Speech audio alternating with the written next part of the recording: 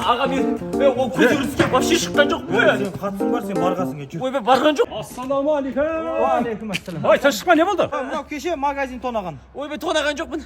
Нан алайын деп магазинге барған ғой. Есік ашық тұр екен. Сол ақшасын бересем ішім жоқ. Сол нан алып шығып кеткен ғой. Сөйтсем мынау ұрлағасын дейді. Ой, мынау нанға шыққам деп тұр ғой. Ақсақал бәрінің айтатыны сол. Нан алдым, сүт алдым, темекі шегуге шықтым. Барлығы. Тонаған ба? Тонаған. Оңбаған. Оңбаған, қарақшы ұры неме. Құрту керек бұндайларды, құрту керек. Түрменің түбінде шірту керек. Мародерлар өңшің. Оңбаған. Бұның алдындағы ұрылар не қылдыңдар?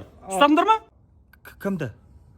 Ой, 91 жылдан бері халықты тонап, қанап, қазынаға мынадан қолды салып, ішіп, шімірікпестен жаңағы халықтың тонап ішіп жеген, ақысын жегендерді естедіңдер.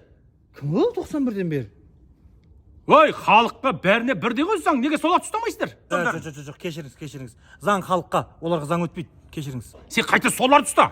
Қашып кетеді ғой мынау. Қашпайды, мен қасында мен тұрамын, гарантиямын мен. Қашпаймын. Бар, аналар ұста. Ona ертең бар ма? Шетелдің арасында үйлері бар, самолеттері бар, дүниелері бар ертең.